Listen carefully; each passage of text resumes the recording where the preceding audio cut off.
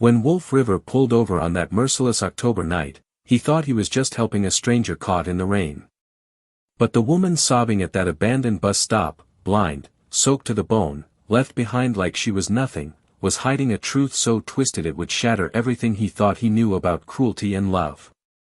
This is a story about a single father, a blind woman abandoned in a storm, and the daughter who reminded them both what family really means. The rain was hammering down so hard that Wolf River could barely see 2 feet in front of his pickup truck. It was 7:30 on a Thursday evening in Cedar Falls, Ohio, and the world had turned gray, cold, and unforgiving. His hands ached from 12 straight hours of carpentry work, installing kitchen cabinets for a client who changed her mind about the measurements 3 times. At 34, his body was starting to remind him that long days came at a cost. But he couldn't complain. Not when he had a 7-year-old daughter waiting at home who depended on him for everything. He was thinking about honey, probably negotiating with Uncle Andre for extra cookies before bed, when his headlights caught something that made his heart stop. At the old bus stop on the edge of town, the one nobody used anymore, someone was sitting on the bench. Not sheltering from the rain. Not waiting with an umbrella or coat. Just sitting there, hunched over, soaked, head bowed in a posture of absolute despair. And she was alone. Utterly, devastatingly alone. Wolf's first instinct was to keep driving. He was exhausted. It was late. And getting involved in someone else's crisis rarely ended simply. But then he pictured Honey in that position. Cold. Wet. Helpless. His foot hit the brake before his mind could argue. He pulled over and stepped into the storm. As he approached, his stomach twisted.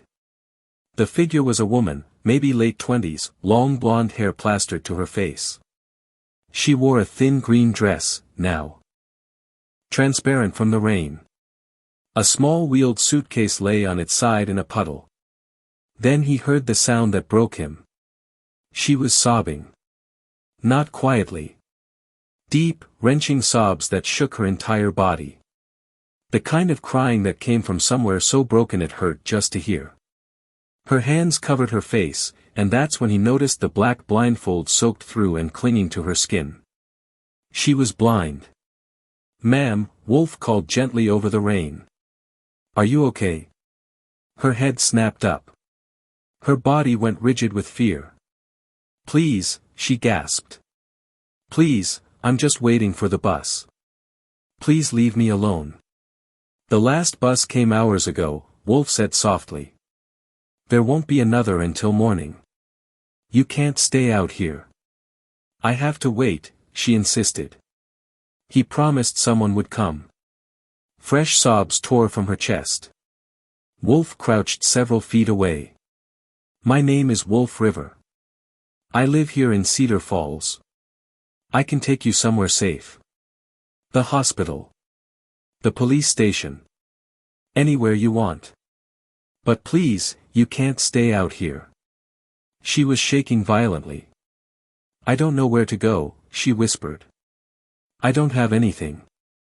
"Then come with me," Wolf said. "Just to get warm. I have a daughter. I swear I only want to help." For a long moment, she didn't move. Then she nodded. He helped her to her feet, guided her carefully to the truck, draped his jacket around her shoulders, and turned the heat all the way up. "Thank you," she whispered. "What's your name?" "Bliss," she said.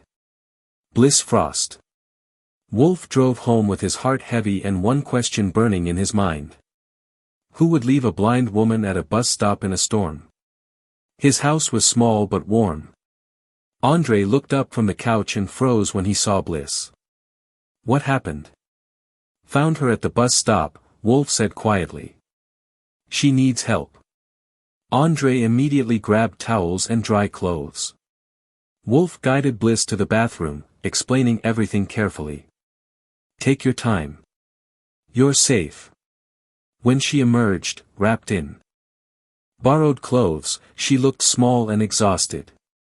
They gave her tea and space. Finally, Bliss spoke. I was left there, she whispered. Told to wait. And then I realized nobody was coming. Wolf felt fury tighten his chest.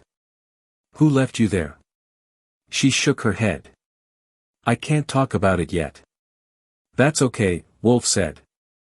You're safe. That night, Wolf lay awake listening to the rain, wondering what kind of cruelty could do that to someone. In the morning, Bliss sat at the table, blindfold still on, face pale and tear-stained. My husband left me, she said quietly. His name is Slate. She told them everything. About losing her sight. About the gaslighting. About being driven for hours and abandoned with no phone, no money, no ID. He wanted me to disappear, she said. Wolf believed her instantly. They went to the police that day. With digital backups Slate hadn't known about, the truth came out. He'd stolen nearly $200,000 and taken out a life insurance policy on her. He was going to have you declared dead, Wolf said, sickened. An arrest warrant was issued. Bliss stayed with Wolf's family. At first out of necessity. Then, slowly, because she wanted to. Honey welcomed her without hesitation. You don't have to be alone anymore, Honey said seriously. You can stay with us. And Bliss cried again, this time from something warmer than pain. Weeks turned into months. Bliss learned mobility skills. Regained confidence. Learned to trust again. Honey described the world to her in elaborate detail. Wolf listened. Showed up. Stayed patient. One night, months later, Bliss woke from a nightmare. Wolf sat beside her. You're not alone anymore, he told her. We're not going anywhere. She asked him why he cared so much. Wolf told her about losing his wife. About knowing what broken felt like. You're worth caring about, he said. Slowly, Bliss rebuilt her jewelry. Business, designing by touch. Her work became more powerful than before. Then came the trial. Bliss stood tall. Removed her blindfold. Faced her husband. You didn't break me, she said. You freed me. Slate was sentenced to prison. Life blossomed after that. Bliss's business flourished. Wolf opened his own workshop. Honey started writing stories. And one quiet winter night, Bliss spoke the truth. I love you, she said. Wolf took her hand. I love you too. They married in spring.